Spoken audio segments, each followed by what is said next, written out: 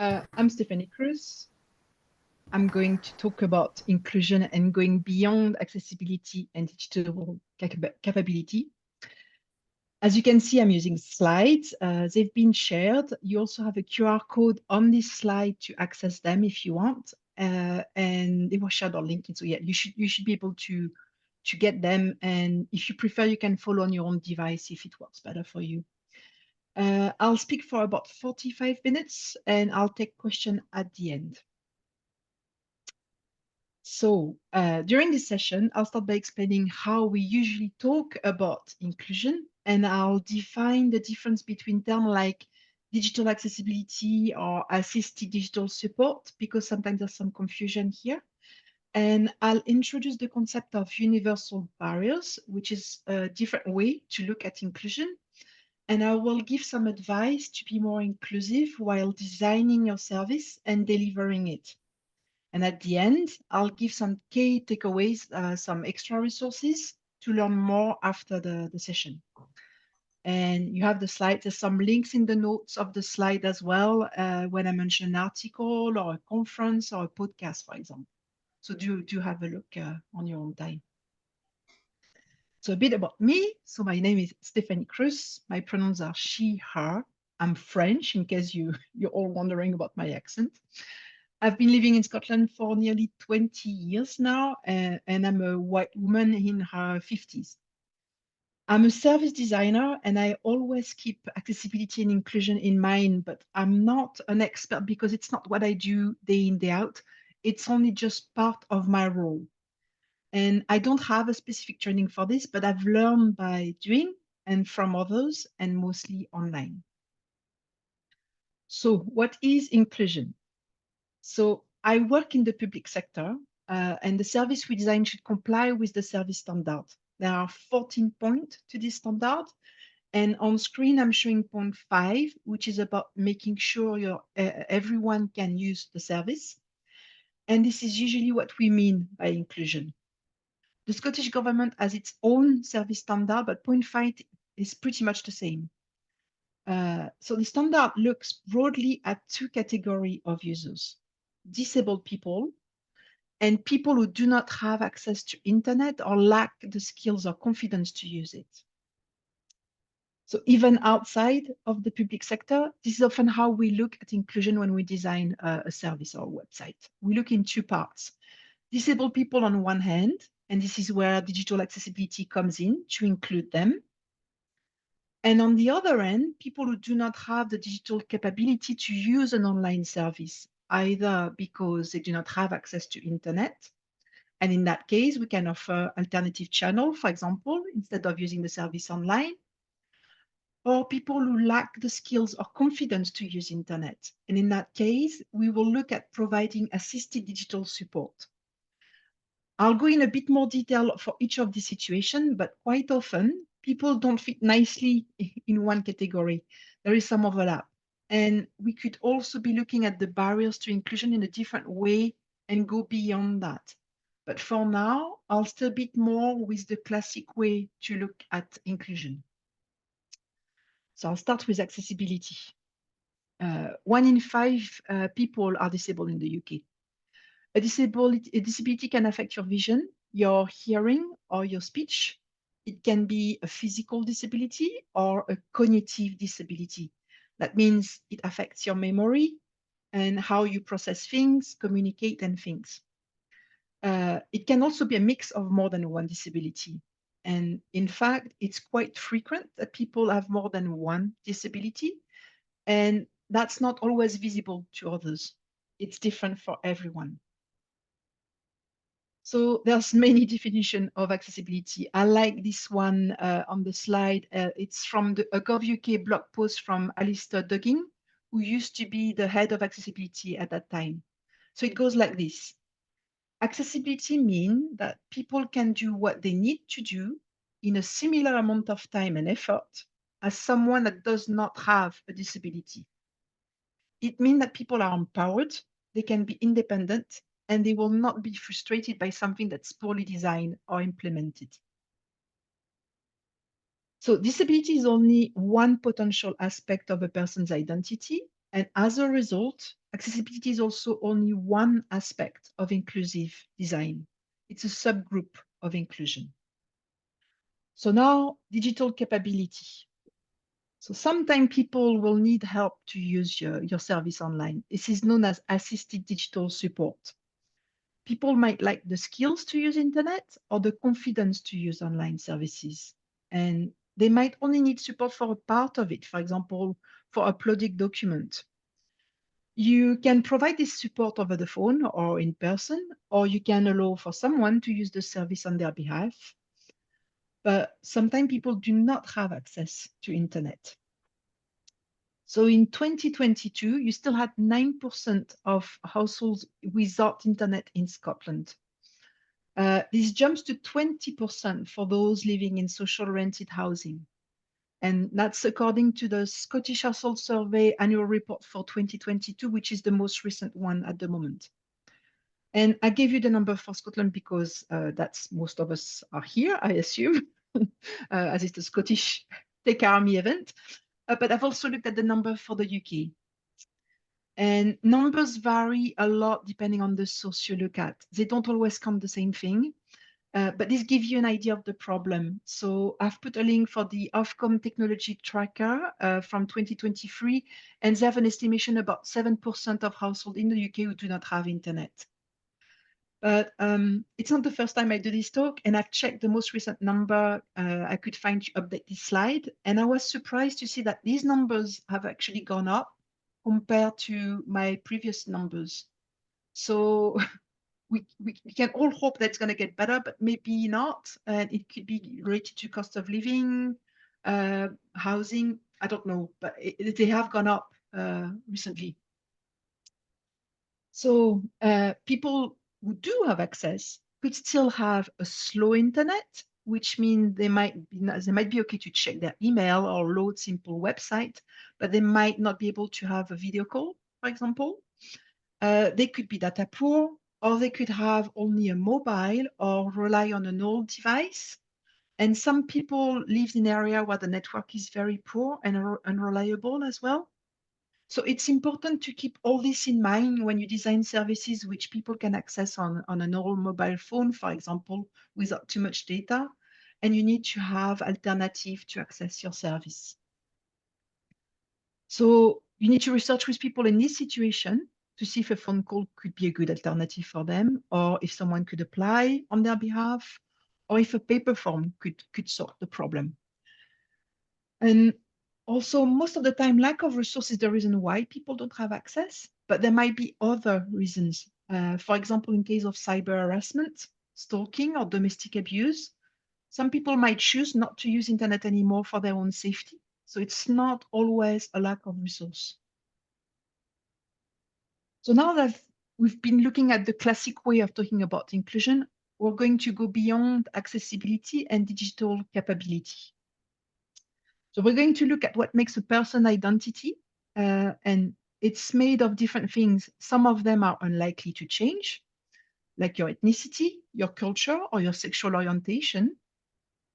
The way a person identify their gender and express themselves externally can change for some people, and your age change all the time. And other characteristics might change over time, like your education, your body size, or your medical condition. I've also added things that are a bit less about your identity, but more about your circumstances at a point in time. So like your living or working situation, your caring responsibilities, or your income and social class. For the social class, some people consider that as part of their identity, so it's debatable. It's not a very precise science, just to give you an overall view. So some aspect of your identity, like way to communicate or disability, language, and belief, might have a different effect. They might affect you in different ways depending on your circumstances. So that's why on the slide they are between the big circle of identity and circumstances. But all these will affect your experience of services and how others will perceive you. So depending on what you are designing, if you overlook one aspect of the identity of your user, you might exclude some people without meaning to. So for me, this is how you can define inclusive design. This is about respecting the identity of the people using your service.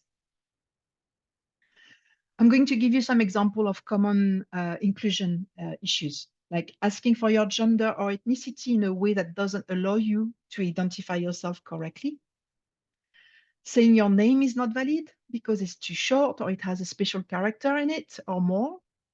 And if you're curious about names, others in the notes of the slide, there's an article about all the things that you might not know about what can be in a name. It's a good read for developers especially. Another common issue is parent information in terms which excludes same-sex parenting. That still happens a lot. Or only considering white people when you're testing your product. For example, artificial intelligence to test if a photo is valid. For Black people and Afro hair, your photo might be rejected even though you respect the rules because the AI has been trained only or mostly with white photo of white people. And there's a link as well in the slide if you want to look at that a bit more. But like for accessibility, testing with a wide range of people should help preventing the exclusion of people using your service in ways you might not have realized before. So you need to educate yourself because this type of exclusion can be complex and hard to understand depending on your own lived experience. Many of these inclusion issues have been there for a long time, and they have been researched with the people affected many times before you come in, but they were not resolved. And the people with lived experience of these issues are quite often tired of educating others over and over again without seeing any action. So do try to learn about it before asking the same questions. And in the note, I've put a link to an article by Fiona McCara-Hunter about the practicalities of inclusion design. It's really good and you should check it. So as designer, we need to listen and respect people with lived experience when they share their life with us during sessions. And we need to be aware of our own privilege to understand the impact of our design decision on people who are not as privileged as us. So I'm going to explain a bit more what I mean by privilege. So on this slide, you have a colorful wheel. I've added a link to the source for it. It's the wheel of power and privilege, and it's done by Sylvia Duckworth. You might have seen other wheels like that before, and it's not easy to read, so I've turned that wheel into a table in the next two slides. We lose the wheel, but it's easier to read. So each row is presenting the characteristic of a person, and for each, depending on the value of this characteristic, you have more or less power depending on the society you live in. So this was done in Canada. It's probably accurate for the UK too. I'm not going to take you through each row one by one, but I'm going to just take a few examples. So an obvious one is your wealth, where if you are poor, you are marginalized, and if you're rich, you have way more power than others. Easy one. For your body size, if you're larger than average, like me, things are going to be harder for you, like finding clothes that fits you, or finding seats that are comfortable in public setting or in transport. Seatbelt and other security system might not fit you, and people might perceive you as lazy or unfit or having little self-control. Whereas if you're slim, you will be perceived as being fit, even though you might not be. And people might assume that you have very good self-control and willpower, and things will be a bit easier for you. Another one is citizenship. So to be able to work in government, there's some restriction depending on your citizenship. If you're British, you probably don't know and don't think about this, but for anyone else, we know the paperwork will be harder to do, but it's not something we usually talk about, so British people might not realize that. So to take my own situation, when I moved to Scotland, my access to work, housing, healthcare was pretty much the same as any British citizen.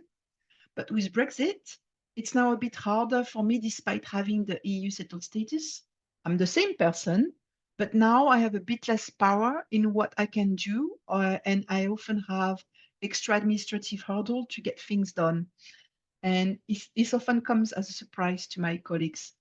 but I'm still more privileged than other people who can't work for the government because of their nationality, even though they have the right to work in the UK.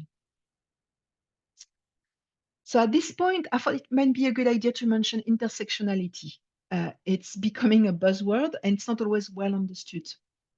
And one slide is probably not enough for the concept, but I'm providing some links as well to if you want to explore that further. It's the source I've used to come up with the slides. So the term was coined by Kimberly Crenshaw, and it goes like that. So it's aspects of person identity combine themselves and create different modes of discrimination and privilege. These social identity intersect and overlap, and it can be empowering or oppressing. And it's often not understood in conventional ways of thinking. So to give you an example, a Black woman doesn't just experience racism or sexism.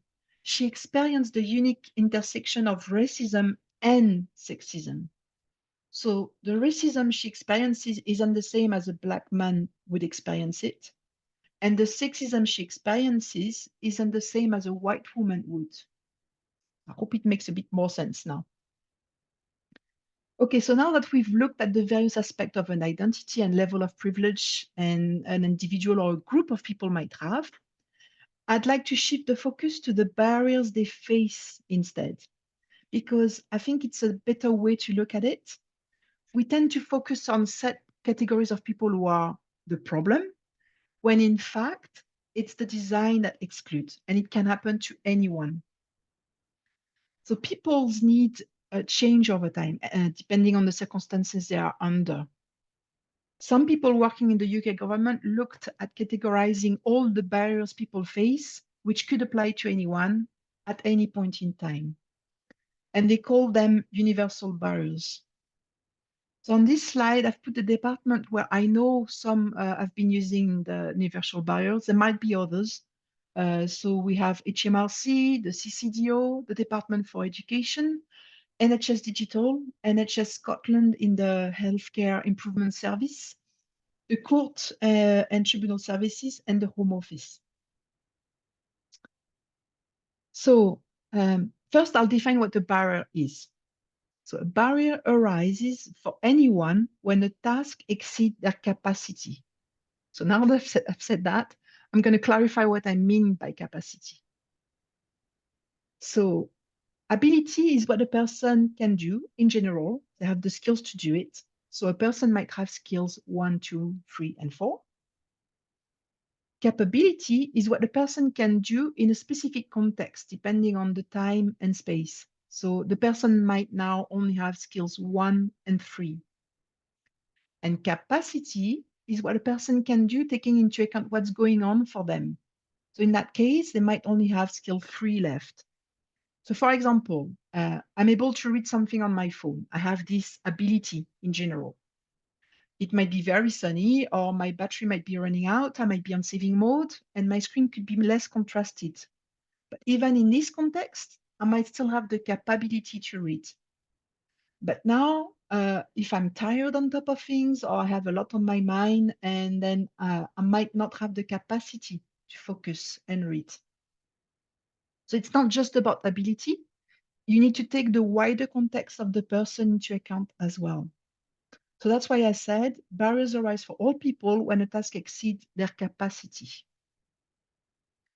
So the team working on this concept came up with 11 barriers. So I'm going to go through them one by one quickly, bear with me. So the first one is awareness. The barrier might be that people don't know a service exists or that there is a phone line to call for help, for example. Enthusiasm, or more like the lack of it, might be a barrier. This could be because it's a difficult process or people are reluctant to try an online version of a paper form. Access, lack of access to an office or a printer or a computer, or access to a photo booth, for example. Time to gather the information needed to fill in form or to travel to a place or to wait for an answer by mail or while you are on the phone. Finance, it might be about paying a fee or using a phone or a printer. It could be to take the bus, take time off work, or pay for childcare. Evidence, people might not have the bank statement in their own name that you are requesting or a photo ID, or they might not have someone they can use to do a character witness statement, for example. Comprehension, people might not understand the signage at a venue, or they might not understand your written content or your spoken advice. Self-confidence, people might not believe in their ability to understand the process or to complete some of the task.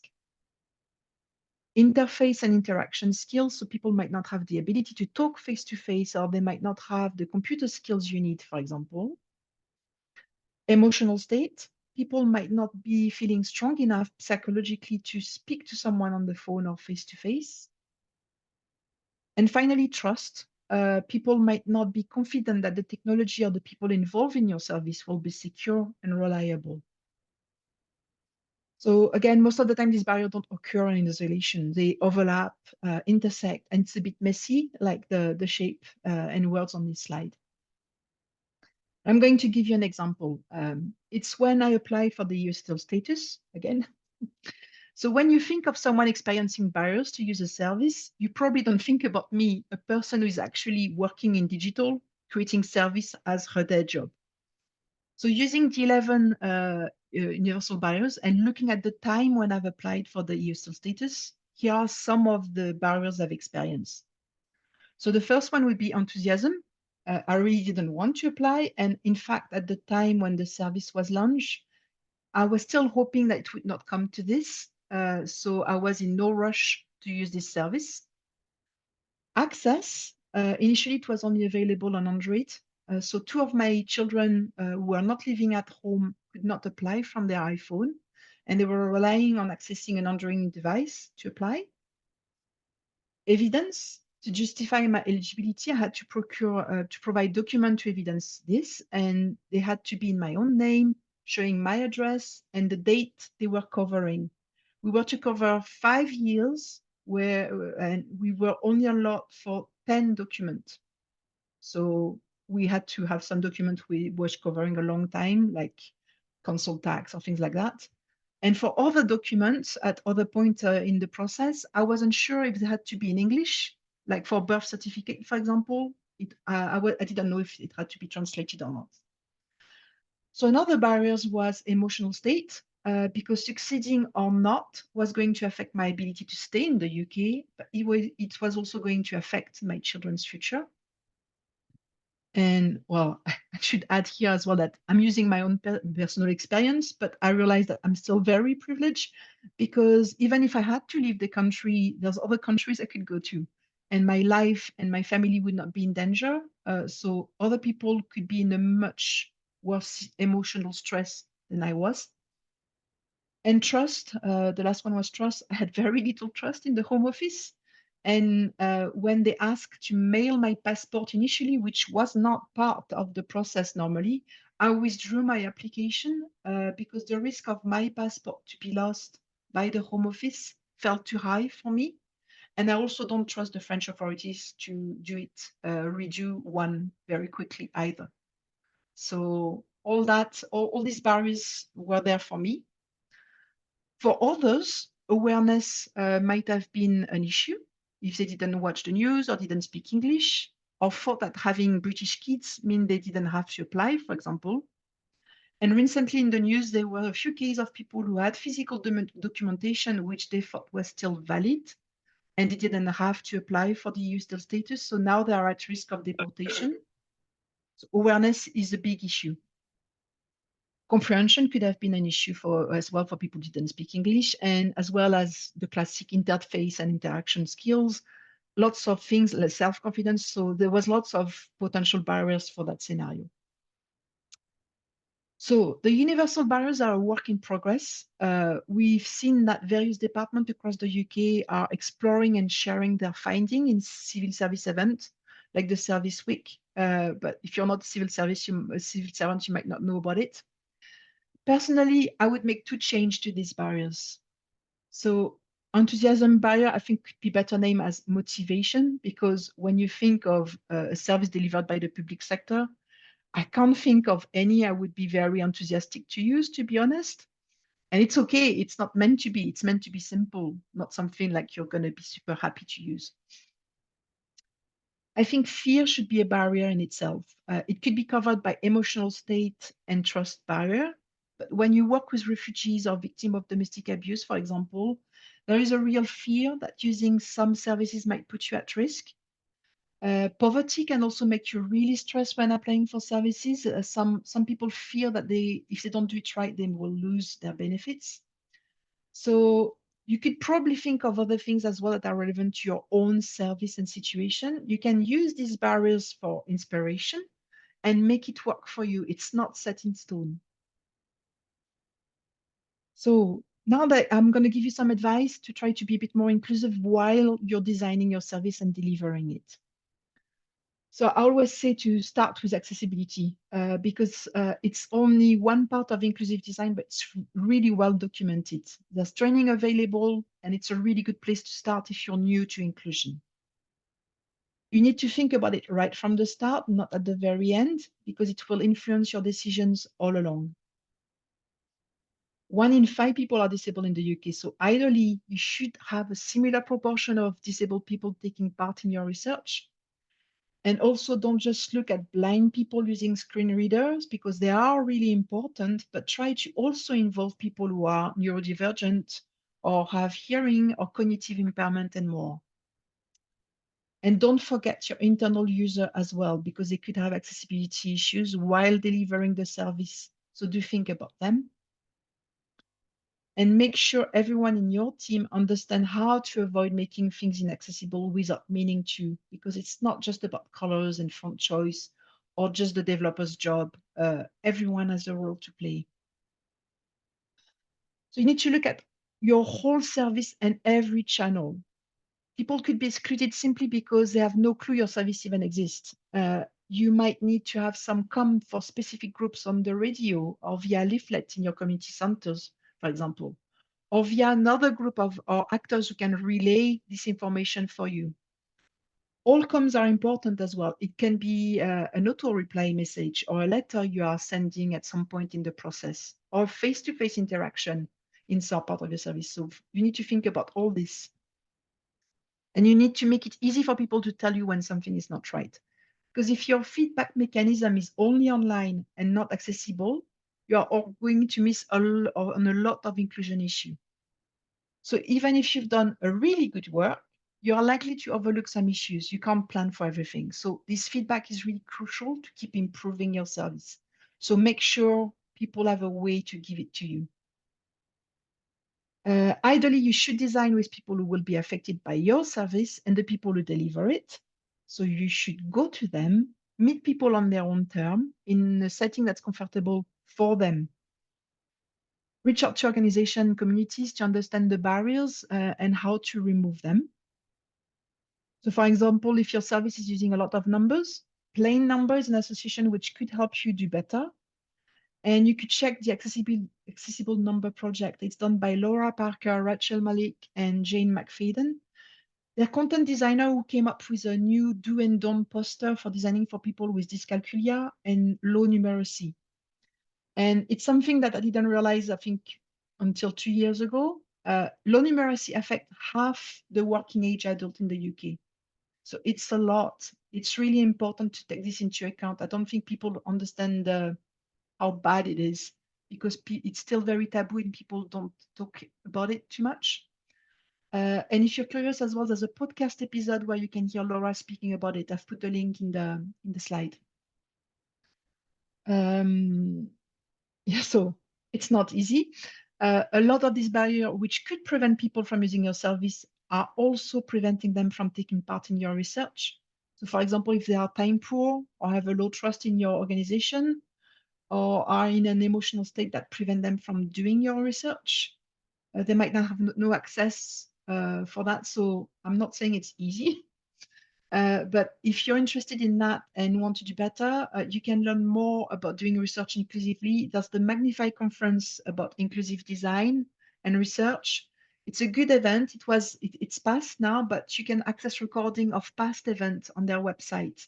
So I've shared the link in the notes if you want to check some of the videos from the past events.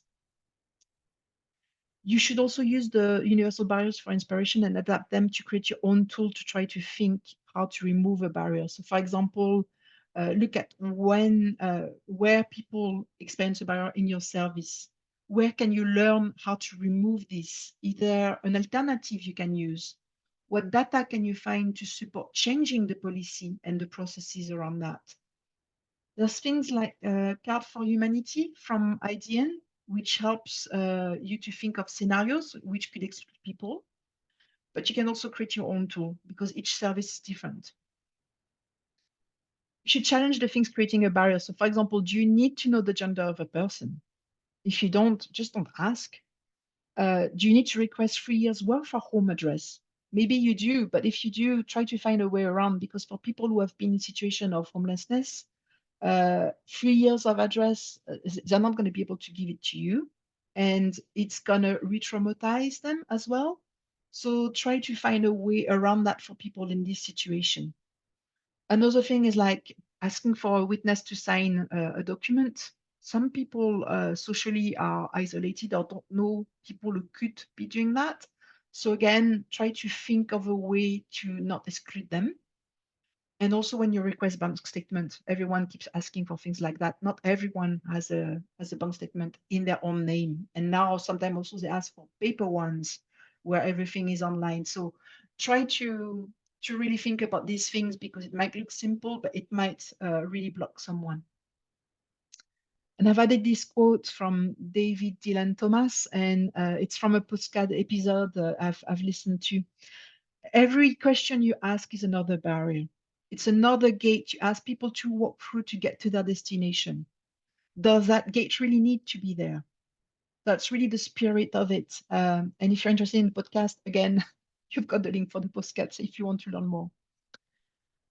Uh, okay, so as a designer, you have influence over the way various actors are involved and the role they will be taking during the design phase.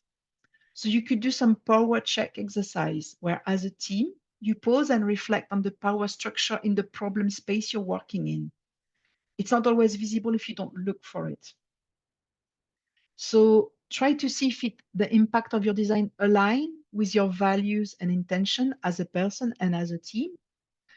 And if the power is a concept you're not familiar with, Maya Goodwill has a book you can find online. It's free. You can contribute if you want to give some money. And they are offering worksheet to do this power check as a team at various parts of the design journey. To give you an example of the resource you can use on this slide, I've put one of the worksheets from Maya Goodwill explaining how to do a power check session as a design team at the setup stage of your project. And there are other ones you can use for divergence and convergence phase or at the wrap-up stage. And at the end, I'm also pointing to more resources to understand power in design. So I'm going to give you some key takeaway to recap. So first, some takeaway about understanding what inclusion is. So we've seen that accessibility is important, but it's only one aspect of inclusive design. Plan for people who might not have the digital skills or confidence to use your service online. That's your assisted digital support. Inclusive design aim to respect the identity of the people using your service. Universal barriers shift the focus from the individual to the barrier anyone can face. And we saw that barrier arise for all people when a task exceeds their capacity. So now I'm going to give you some takeaway to be more inclusive when you design. So accessibility should be addressed right from the start and all along. Your whole service should be inclusive on all channels. Make sure everyone can give feedback in a way that suits them. Learn from people with lived experience of the barrier to your service. These same barriers might prevent them from participating in your research, so you need to try to find a way around it. You should challenge the things creating the barrier where possible.